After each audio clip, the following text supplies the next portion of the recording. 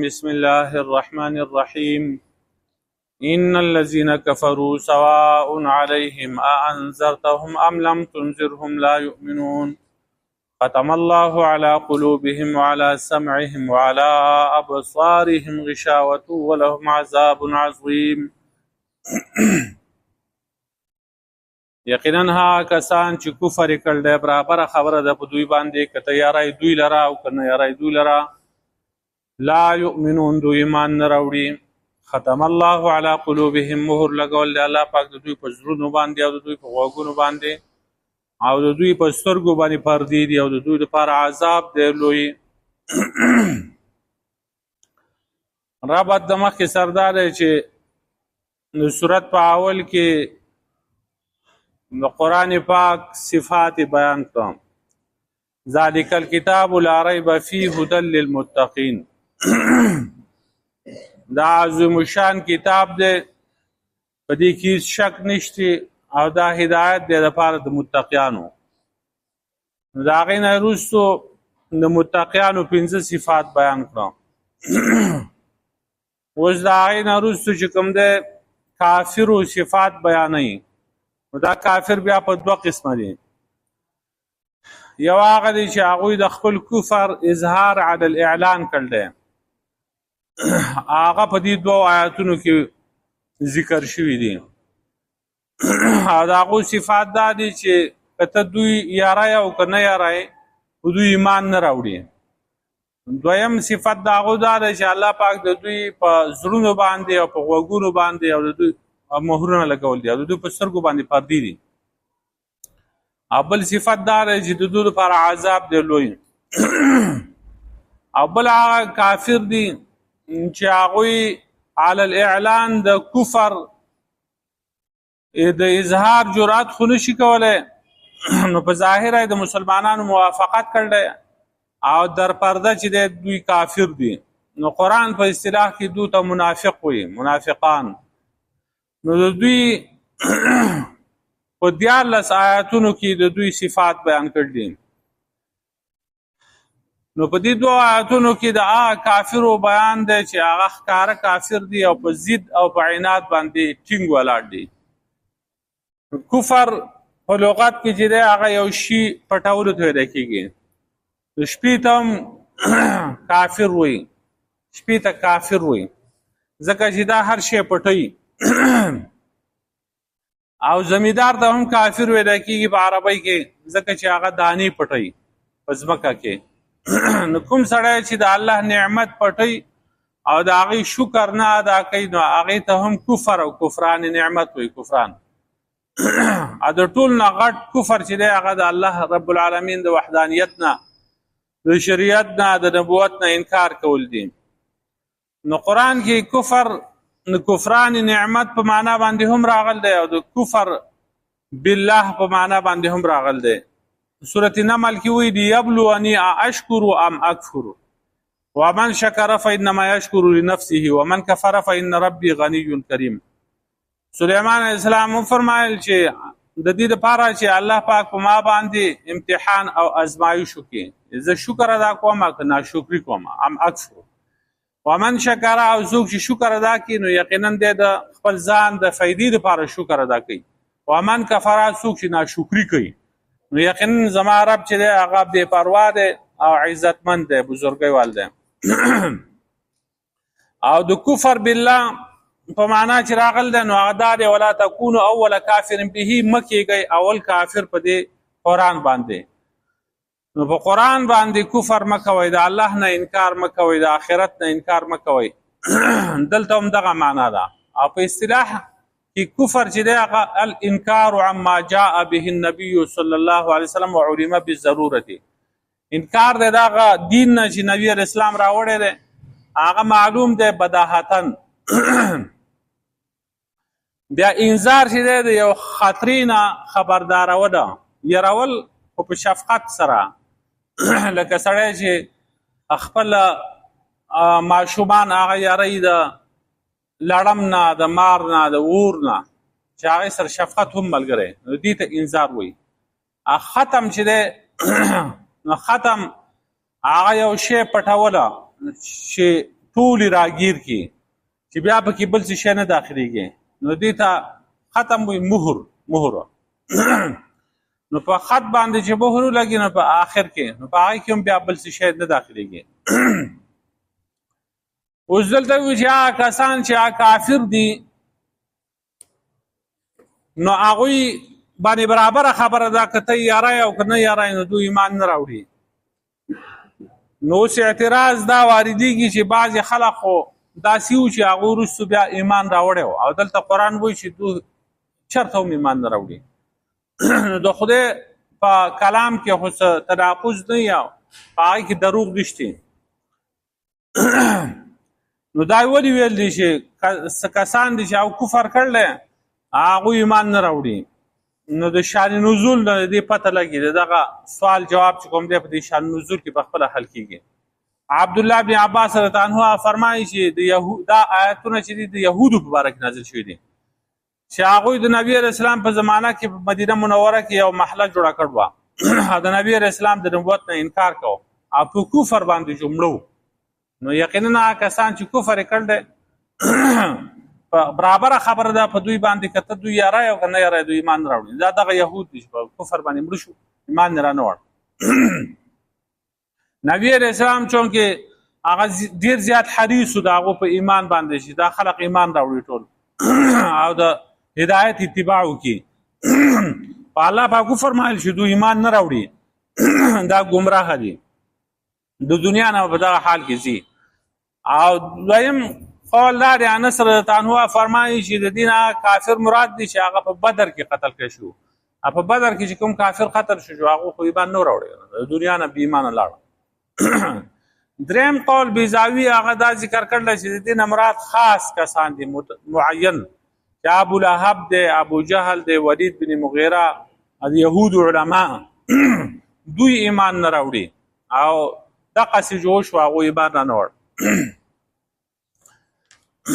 اوس کوم کسان چې ایمان نه راوړي او د هغو په تقدیر کې ایمان نشتی نو هغوی ته بیا د تبلیغ د کولو څه فایده ده چې پیغمبر پاک صلی الله علیه وسلم ورته رالیږل دی او ته دوی ته تبلیغ کوه چې د هغو په تقدیر کې دا خبره لیکلی شوې چې ایمان نه راوړي نو بیا د دې تبلیغ فایده څه ده؟ نو د هغې جواب دا دی چې د تبلیغ فایدې شته. یوه فایده دا ده چې په ورځ د قیامت باندې دوی دا عذر پیش نه کړي چې موږ ته خو څوک نه پیغمبر راغلی او نه د پیغمبر نایب راغلی، نو موږ اسلام څنګه قبول کړی وی؟ نو د اتمام حجت دپاره چې په دوی باندې دا حجت پوره شي خدای پاک ورته پیغمبر راولېږه وی لاړ شه دوی ته تبلیغ وکړه. اوس منل او نه منل د دوی خپل کار دی چې بیا په ورځ د قیامت دا نه وي چې موږ ته څوک راغلی نه و. دویم جواب دا دی چې دو که اسلام قبلی او که نه قبلی د تبلیغ فایده چې دا هغه به هر حال پیغمبر پاک صلی الله علیه وسلم ته رسي، ځکه هغه ته خو ثواب رسي که نه چې کله دوی ته تبلیغ کوي نو د تبلیغ باندې الله پاک هغو ته ثواب ورکوي په دعوت باندې پیغمبرانو ته. نو دې وجې نبي علیه السلام ته چې کوم دی هغه خو ثواب خو ته رسي که نه. او که د دې نه مراد دغه معین کافر شي لکه انس رضی الله عنه یا عبدالله بن عباس رضی الله عنه شو فرمایدا یا ابو لهب ابو جهل وغیره عتبه شیبه نو بیا دا د نبی علیه السلام معجزه شو. پیغمبر پاک صلی الله علیه وسلم ته دا آیت نازل شو خلق ته وی او دغه شانتي وشو نبی علیه السلام چې ان الذين كفروا سواء عليهم، یقینا کسان چې کافر دي برابر د دوی باندې کته دوی یارای او کو نه یارای دوی ایمان نه راوړي نو ایمان را نه وړ. نو دا د نبی علیه السلام معجزه شو، خبر ورکړه او خبر رښتیا شو.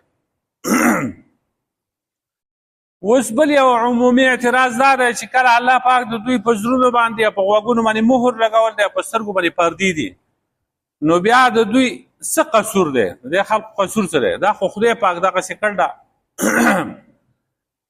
نو بیا دوی له سزا ولې ورکوي؟ په ورځ د قیامت دوی دوزخ ته ولې اچوي؟ دا اعتراض دی. دا اصل کې د تقدیر یو مسله ده. د تقدیر مسله ډېره اوږده ده خو دلته به د دې نه جوابونه وکړو. نو د هغې یو جواب دا دی چې کله چې د کافرو د خپل پلار نیکه هغه ړوند تقلید شروع کړو په هغې کې ښه پاخه شو په کفر او معصیت او ګناهونو د دې سره محبت شروع کړو د ایمان او د دعوت الهي د هغې نه انکار شروع کړو هغه بد وګڼله او د اسلام چې څومره دلایل دي په هغې کې غور او فکر دا پرېښوده د هغې نه منع شو او بېجا ضد او هټ درمي دا یې شروع کړه نو الله رب العالمین د دوی د سرکشۍ او د هټ درمۍ په سزا کې د دوی په زړونو او په دماغو باندې مهر لګو نو دوی دغه زړونه او دا غوږونه دا سترګې د قبول حق دپاره قابل پاتې نه شوې نو که څوک وایي دا خاصې خبرې دي دا نشته دو دغسې کار نه وکړی چې د هغې په نتیجه کې چې کوم دی الله پاک دا مهر لګول دی نه دا بالکل شته قرآن د دې نه ډک دی لکه بل ځای راځي اولئک الذین طبع الله علی قلوبهم وسمعهم وابصارهم نو کله قرآن کې د مهر لګولو ذکر دی کله د زړه د غافله کولو کله د زړه د سختولو او د هغې وجه یې بیان کړی چې د دوی خپل اعمال دي نو وی دغه کسان دي چې الله پاک د دوی په زړونو باندې مهر لګول دی د دوی په غوږونو باندې د دوی په سترګو باندې بل ځای ولا تطع من اغفلنا قلبه عن ذکرنا ته تابعداري مه کوه د هغه چا چې موږ د هغه زړه غافله کړی دی د خپل ذکر نه نو بل ځای فبما نقضهم میثاقهم لعناهم وجعلنا قلوبهم قاسیه پس په سبب د ماتولو د دوی د دې کافرو میثاقهم خپل لوز لره لعناهم موږ لعنت ورېږه په دوی باندې وجعلنا قلوبهم قاسیه او وګرځول موږ د دوی زړونه سخت نو دوی اول د الله پاک هغه میثاق او لوز کلک لوز هغه مات که نو خدای پاک وروستو په دغه زړونو باندې مهر لګو او سخت یې کړه اول د دوی یو عمل راغل دی او د هغه عمل په نتیجه کې بیا چې کوم دی مهر په دوی باندې لګېدل دی یا بل ځای فبما نقضهم میثاقهم وکفرهم بآیات الله وقتلهم الانبیاء بغیر حق وقولهم قلوبنا غلف بل طبع الله عليها بكفرهم فلا يؤمنون الا قليلا وبكفرهم وقولهم على مريم بهتانا عظيما پس په سبب د دې چې دوی خپل لوازمات کو کفر یې وکړ الله د آیاتونو نه او پیغمبران قتل کړه بغیر د حق نه او دوی وی چې زمنګ د ازرونه ډک د علم نه نو بل طبع الله عليها بكفرهم بلکې الله پاک د دوی په زړونو باندې مهر لګولی فلا يؤمنون الا قليلا نو دوی ایمان نه راوړ مګر لږو کسانو په سبب د کفر د دوی او د دوی د قول د وجې نه چې په مریم باندې غټ بهتان وتړه د هغې د وجې نه الله پاک بیا دا مهر لګول دی نو اول دوی بد اعمال کول د هغې په نتیجه کې چې کوم دی هغه بیا په مهر لګېدل دی یا بل ځای کې کلا بل ران علی قلوبهم ما كانوا یکسبون هرګز دغسې نه ده بل ران علی قلوبهم بلکې زنګ راوستی دی په زړونو دوی باندې ما كانوا یکسبون هغه بدو اعمالو چې دوی کوله د دوی په دې زړونو باندې چې دا زنګ راوستی دی نو د دوی دې بدو اعمالو راوستی دی د دوی بدو اعمالو ابو هریره عنه فرمایي چې نبي علیه السلام فرمایلي چې کله مؤمن سړی یو ګناه وکړي نو د هغه په زړه کې یو تور داغ ولګي نو کله چې د هغې نه توبه وباسي او د دې ګناه نه واپس شي استغفار وکړي نو الله پاک د زړه صفا کړي او که چېرته دی دا ګناهونه سیوا کړي نو دا داغونه سیوا کېږي تر دې چې دا ټول زړه زنګ شي زنګه نو الله په خپل کتاب کې فرمایي نبی علیه السلام وایي کلا بل ران علی قلوبهم ما كانوا یکسبون دا آیت په دلیل کې ولوسته نو په دې حدیث کې خو د مؤمن ذکر دی چې هغه ګناه کوي نو د ګناه د وجې نه د هغه په زړه داغونه لګي تر دې چې هغه توبه نه وباسي او واپس کېږي نه د ګناه نه نو بیا دا زړه تک تور شي جو بیا پکې حق د سره داخلېږي نه نو چې مؤمن سره دا کار کوي نو چې کافر نو هغه سره به دغه نه کوي دا خو هغه په طریقه اولاد دې خبرې مستحق دی که نه هغه دا زړه خو به خامخا تورېږي د ګناه د وجې نه نو د ګناه د وجې نه بیا خدای پاک دغه مهر ولګوي که نه مهر پرې ولګوي نو دا مهر لګول په اول کې نشته ګورئ که څوک وایي دا اول کې چې څنګه د بلوغ ته ورسېده جو په دغه وخت کې الله پاک په ده باندې مهر ولګو او بیا د ده په زړه کې حق نه داخلېږي په غوږونو باندې حق نه اوري په سترګو باندې حق نه ویني او خدای پاک ورسره زیاتې وکړو ظلم وکړو نعوذ بالله منها دی د نیک عمل نه د ایمان او د هر څه نه ویسته نه دغسې نه ده مهر دا خو آخري کار دی آخري وروستو الله پاک لګوي اول یې ورله مکمل اختیار ورکړ دی لارې ورته ښودل دي لکه قرآن کې وهدیناه النجدین منګه ښودلي ده ته دوه لارې یو د ایمان او یو د کفر نو د خپله خوښه ده، په ده باندې څه زور نشته. زور پرې ولې نشته؟ لا اکراه فی الدین، زور نشته په دین کې. د دین او د اسلام په قبلولو کې په چا باندې زور نشته. نو چې په دین او په دین اسلام کې به زور نشته، نو په خدای خدا دین اسلام خوښ دی، کفر یې خوښ نه دی. نو په کفر کې به بیا ولې زور کوي چې ته کافر شه؟ په دې کې به زور کوي چې ته کافر شه؟ په دغه کې خو الله پاک په ده باندې اکراه نه کوي. نو په خپل اختیار باندې دی که ایمان غوره کوي جو دته اختیار دی، ایمان دی غوره کوي، او که کفر اختیاري دی مکمل مختار دی، دته اختیار دی. البته دا ده چې دته په نتیجه کې چې کوم دی هغه جزا او سزا هغه مخکې بیان کړله. ګوره که تا دا نیک عمل وکړو د دې په بدله کې به تا ته جنت میراویږي، حورې غلمان به ته میراویږي، نعمتونه به ته میراویږي. ایمان دی راوړ، نیک اعمال دی کوله. که بد اعمال دی کول، کفر دی اختیار کړو، د هغې سزا به تا ته د دوزخ په صورت کې میراویږي. اوس یو قمقل سړی به چې هغه وایي چې ما ته خو اختیار دی، نو اوس زه چې څه کوم جو کوم به ځانه. او چې عقلمند سړی نو هغه وایي چې دا کار د خدای د فرمان بردارۍ دی او دا کار د خدای د نافرمانۍ دی، نو زه فرمان برداري ولې نه کوم چې نافرماني کوم. او د دې لپاره مثال زمونږ شیخانو او زمونږ استادانو دا بیان کړ دی چې یو بادشاه دی چې هغه اعلان وکړي چې په دې میدان کې یو ګټ به موږ دو، هغه ګټه چې دی هغه په خپله سړی نشي پورته کولی، نو زما پولیس او فوج دا به وراړي، نو دا به ورته هغه پورته کوي. خو دا ګټه به د خپل ځای نه ړقوئ نه، که وړقوله دا ګټه نو بیا به درته دغه سزا میلاویږي. او که ړقوئ د خپل ځای نه، تاسو خو نشئ یو تن هغه نشي پورته کولی، نو دا نور به ورسره ورسي، دته به په شا کړي، نو بیا به یې وړي. نو اوس چې قمقل سړی یو هغه وایي چې هسې هم دا پولیس چې کوم دی او دا فوج او دا نور کسان ما ته په اوږه کوي، نو راشه دا ازبېخ به وکړو، په اوږه به یې وکړو، وی به شو. او چې هوښیار سړی نو هغه وایي چې موږ ته یې خو ووایي که نه چې په دې باندې دا سزا میراویږي، نو زما څه کار دی؟ په ځای دې ولاړی یم، دا پرته دي دا ګټه، زه یې ولې پورته کوم؟ نو دقه مثال دی. نو بیا وروسته شیطانان چې کوم دی دته دا د کفر کار ښه ښکاره کړي، آسان کړي ورته دې کافر ته، نو بیا په دې غلطه لار دی روان شي یا په تنګه لار روان شي. بیا که دی واپس کېږي خو نشي واپس کېدی، داسې تیاره او تنګه لار باندې دی تللی که نه، بیا د هغې نه واپسي ممکن نه وي.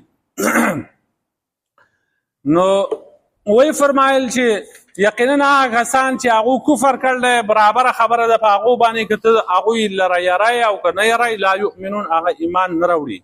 ختم الله علی قلوبهم، الله پاک مهر لګولی د هغو په زړونو باندې، وعلى سمعهم، او د هغوی په غوږونو باندې، وعلى ابصارهم غشاوة، او د هغوی په سترګو باندې پردې دي د هغوی د بدو اعمالو د وجې نه. ولهم عذاب عظیم، او د دوی لپاره عذاب دی لوی.